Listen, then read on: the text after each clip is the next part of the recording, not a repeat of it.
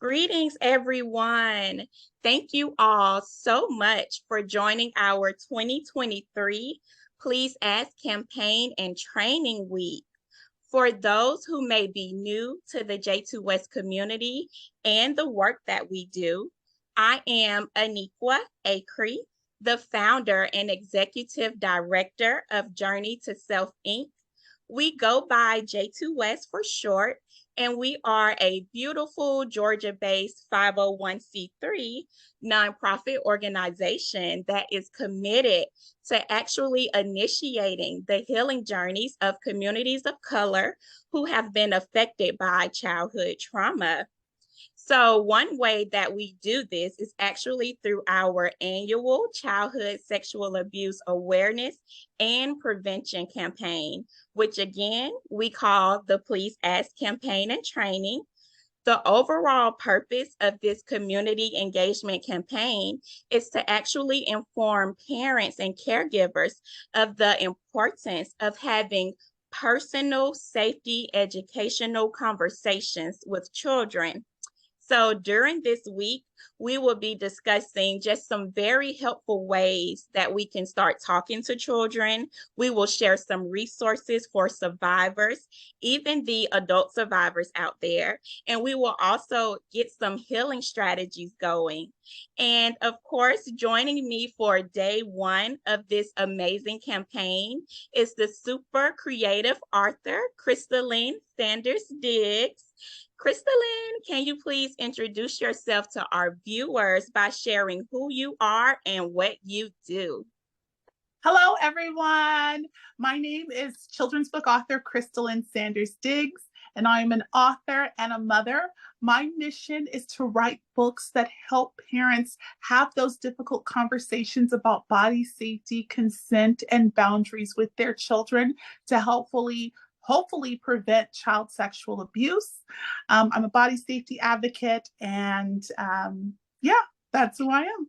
I love it. Thank you so much for taking the time to join me today as we join forces to actually end the silent suffering of so many kids across our globe. So, what brought you to doing the healing work surrounding CSA awareness and prevention? Yes. So what brought me was, of course, trauma. A few years ago, a child close to me reported that they were being sexually abused. And the abuse started at just 8 years old. And we sought justice. We sought justice and healing. And her perpetrator or predator is now behind bars, facing 56 years to life in prison.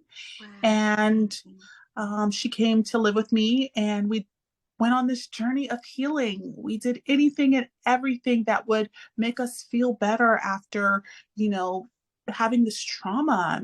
Of course, we sought family therapy, trauma therapy. We hired the best therapist who specializes in helping children who are victims. And together we embarked in this healing journey. And that brought me and led me to writing books. I felt that I never had that conversation with her, only because she wasn't my physical child, but she's my spiritual child. And I never had that conversation. And so I want parents, caretakers, people who have children in their lives to have these open conversations, honest conversations with the children around them to help teach them about boundaries, body safety, and consent to hopefully prevent child sexual abuse going forward. Wow, that is so amazing. And I just completely understand your purpose.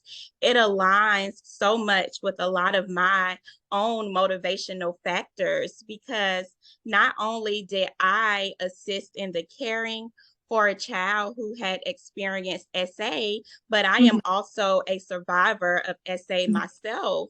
And so knowing what I experienced and knowing what this relative of mine experienced, that honestly made me take a deeper look at my family and my family dynamics.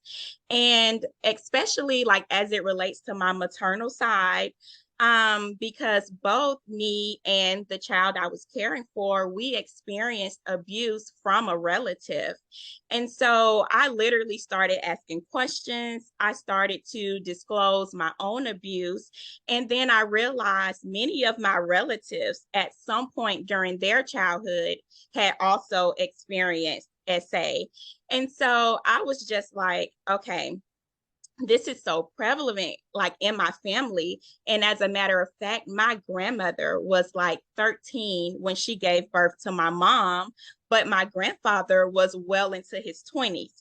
And so I immediately just began to create this platform and this safe space because I no longer wanted these topics to be hidden, right? I wanted Right. to like bring people together. And as I did that, I met so many people that had similar stories. And I was Mhm. just like, okay, now that I am a mom, I have to make sure that I know how to protect my children so that I Yes. don't see that generational trauma continue. Yeah. So knowing all of this, how has your experience with CSA impacted the way that you parent? It's definitely changed the way I parent. It's changed the way I view the world. I personally will never, ever be the same. Um, and the child close to me and my entire family will never be the same.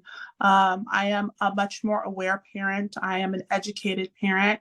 And just like you, I went on a journey of reading every single scholarly article I could read, reading Yes. all of the books, doing heavy dives into research, looking at all of the factors that could have attributed it, looking at psychology. Here I am reading psychological Right? books about the psychology of a predator, the psychology of the non-offending parent. So I am reading and researching and trying to figure and puzzle out and come to be able to look myself in the mirror as a parent, a caretaker, and someone who has that child close to me in my life. How did I let this happen? So one of the things is I became educated, and my goal is to also educate other parents. So being able to look at my son's environment, who is around him in his daily life, make sure that they are all part of my activism team, make sure that they're all informed about sexual abuse, child sexual abuse, the warning signs, make sure that they understand what is allowed and what I allow my child to do versus not, whether that be asking for consent before giving hugs or kisses. So making sure that they're also informed. And as a parent, I have these early conversations with the people who I have my child around. So that way we're all on the same page about Right. expectations before, anything. So I'm much more cautious, much more aware, and much more educated. But then also I seek to educate my child on how to protect himself and keep himself safe, and how to talk to me about body safety and consent and any questions that he has, and teaching him how to have proper boundaries so that way if ever he's away from me or in a particular situation, he has the terms and the voice to either stop what is happening, prevent what is happening, or tell me something that has happened so I can take steps as a parent to make sure that nothing ever happens again. Oh my gosh, all of that is so, so important. And in fact, the last time I connected with you, I shared just how grateful I am to have come across your amazing children's book. You are literally talking about things like body safety and consent, and you do it from this age appropriate lens, right? And in my opinion, it makes that information a lot more easier to be received by children of all ages.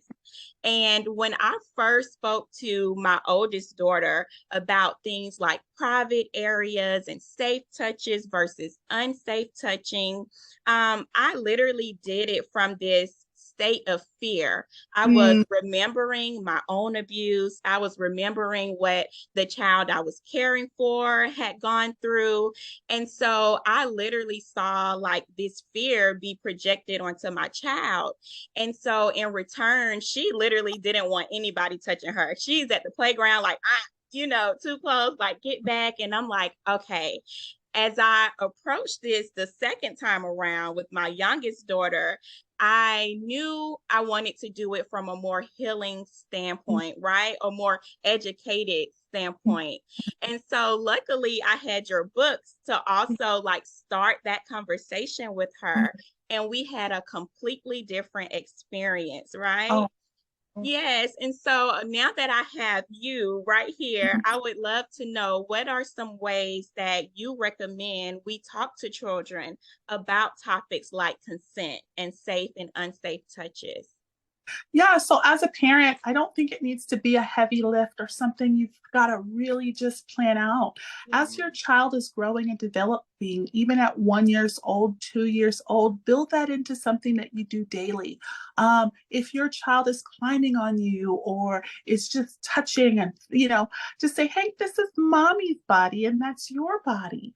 Right. Or just build it into something that you do daily to teach them boundaries and it doesn't have to be something that you have to do a big lift and we've got to sit down because if you have anxiety, your child, you close to your baby, you may have bottle fed or breastfed, you're very close, lots of hugs and Yeah. kisses. Your child can sense that hesitation and anxiety and feels that, no, this is a big subject. So what Right. you can do is just build it into your daily life, make it a natural conversation. You want your conversations between you and your child to be natural so they can come to you with anything. And so this is one of those things as well. Teach them the proper terms for their private parts. So as you're changing their diaper or as they're potty training, hey, let's put your penis in your pants. Right. Let's go ahead and let's get this together. So those types of things you can teach them the proper terms of their body parts that way. But then also, hey, did you ask grandma for a hug? So remembering that everyone has the power of consent. So remember to ask before you give a hug.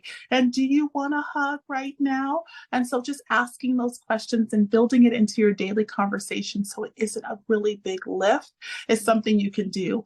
Also, you can pick up books about boundaries, body safety, and consent and say, you know what? Look at this great book I found. And you read the book together with your child and say, what did you learn? Let's talk about it and talk about it and talk to your child. So those are some ways that you can build body safety and consent and boundaries into your daily life as you're having natural and normal conversations with your child so that they don't feel some of the trauma or something that you're carrying into that conversation. Right. Oh my gosh. I am just so happy that our paths crossed. Yeah. I'm so grateful for all of this information you're sharing. And this is actually the second year that J2 West has hosted our CSA awareness and prevention campaign. And in your opinion, why is it so important that we have these open conversations and that we have all of these resources and trainings Mhm. out here? Studies show that parents and caretakers who talk to their children or children who receive body safety information and education, it actually helps reduce the likelihood of them being sexually abused. So um, it's really important to have these conversations early and often because it helps reduce and prevent abuse. So there's something that we can do, and that's as parents, educating yourself, but then also having these open conversations with your children. That's so true. And something that I've learned too, as I have this relationship with both of my daughters, even if, like, let's say they're protected, they're informed, they're confident, that energy that they have that I've instilled in them, it spreads to other people. It spreads to other children because there have been times when my 9-year-old will come home and she's like, Mom, such and such was in class and they made this comment or they shared this and I went and I told the counselor. And so I can literally like count on both of my hands just how many times my own child became an advocate for other kids around her. And it was like normal and natural to her to be like, no, something is going on at home with this baby, you know, and she immediately like went to that safe person at her school to like share this information. And I'm just like, wow, here I am thinking, you know, I'm making some changes within my own family dynamic, and it spread it, you know, so that other family units can also receive that healing. Yeah, And yeah, and just that's thinking, powerful. So, right. as adults, it's really important to raise our children with this wisdom and this awareness because, like you said, it does spread. The majority of children who are sexually abused do not come forward, less than 30% do. But if they do, they often disclose to a close friend rather than an adult. So, Yeah. instilling proper boundaries, body safety, and all this education into your child will help them have the tools necessary. So, if someone does disclose to them, they have the tools necessary to tell someone that they trust, whether it be an adult or counselor in your child's case, so that way we can get that Yeah. other child help. So it really does make a So difference. true. So, so true. And it's crazy because I remember when I was first at that very fearful state, you know, I was stuck remembering my own trauma. And then I was feeling tasked with now having to talk to my kid about it. I literally felt reluctant. I was like, okay, at that time, my 9-year-old was maybe 6. And so I was like, do I really want to introduce her to like these new concepts and these new terms? And I literally almost allowed my fear to keep Mhm. me from like educating my child and giving her the knowledge that she needed in order to make sure that her environment was safe. And I'm curious to know, what is your like advice for individuals who may feel like, I don't necessarily need to talk to my kids because I don't see any signs of trauma or abuse happening? Yeah, there is this. So, in my instance, my personal story is that I had a very difficult and very rough childhood, which involved a lot of drug use from parents, a lot of instability, a lot of homelessness, a lot of shelters, sexual abuse, you name it. I experienced it as a child. And I grew up, my siblings grew up, we went to college, we bought homes, we got married, and we are now living in the suburbs, this seemingly beautiful life, free Right. from the trauma that we experienced as children. Unfortunately, no matter how educated you become, whether you've got master's degrees, you can have more degrees than a thermometer, you can have the biggest house on the block, it does not prevent you or your family from being prey to a predator and sexual abuse. Um, and lo and behold, even after all of these years and all the healing that my siblings and I have done this past, you know, this past year or two, the child Yeah. close to us reported that they were being sexually abused. So it it does not free you. No matter how protected you think you are, how close to your child you think you are, how healthy you think they are, it's really important to have these conversations early and often, just to protect them from anything. If a conversation can save your child, why not? Right, Why not? right. I agree. And it's interesting because when I was growing up, I literally had no one to like sit me down and talk to me about just my own power, you know, and my right to say no whenever Mhm, I needed to say no. mhm, And my abuse happened as early as the age of 4. And mhm, so that also motivated me to not, you know, mhm, ignore having the conversation with my child, even though she was 6. And mind you, when mhm, I set her down, she knew a lot more about body mhm, parts and mhm, sex than I even thought she did, because of the school environment. Like, mhm, you would be surprised the conversations and just the information mhm, our youth picks up in those environments. mhm, And I constantly think about just how I didn't have, you know, anyone to be that safe space or that just mhm, that safe person for me.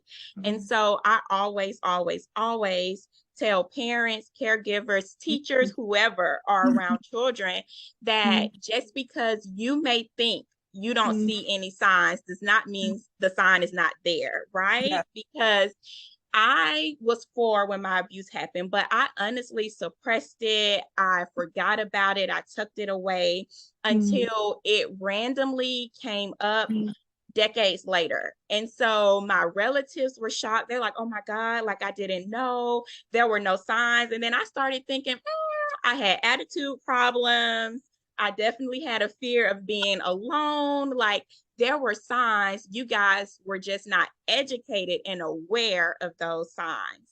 And yes. so I just think sometimes as parents, we can let our own fear and our own trauma blind us from seeing those signs. So that's why it's also just important to please ask, right? And to please have Yes. these conversations.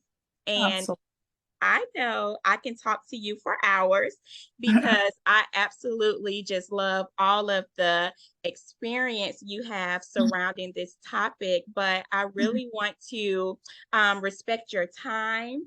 And so before we wrap up our conversation, I would love for you to share how people can engage with you more following this session, and most importantly, how can they order your books? Yes. So all of my books are available on my website, ksdiggs.com. You can purchase your bundle set. We will be raffling off a few sets this week as well. So stay tuned for that. But yes, follow me on Instagram at All Things Diggs or Facebook at author K Sanders Diggs. I'm also on TikTok, but head over to my website, ksdiggs.com, and purchase your body safety bundle set to start having these early conversations with your children. Yes, and you know, I am definitely going to tag you in this session so that people can easily find you. And to just piggyback off of what you just shared about the giveaway. So during this week, the amazing Arthur Diggs has agreed to do 5 giveaways, you guys. So this means that you can literally nominate yourself or someone that you know to actually be a winner and receive one of these bundles. We will link the nomination form in our Instagram bio. We will also link the form on our YouTube postings. You can find it on our Facebook as well as our website, which is journey2self.net. And so at the very end of the campaign, J2S Board of Directors will be reviewing all of the submissions and we will be selecting the 5 lucky winners. So I am just so excited. I can't thank you enough for joining this campaign. You have truly helped me elevate just our purpose and our mission. And for that, I just want to express my gratitude, most definitely.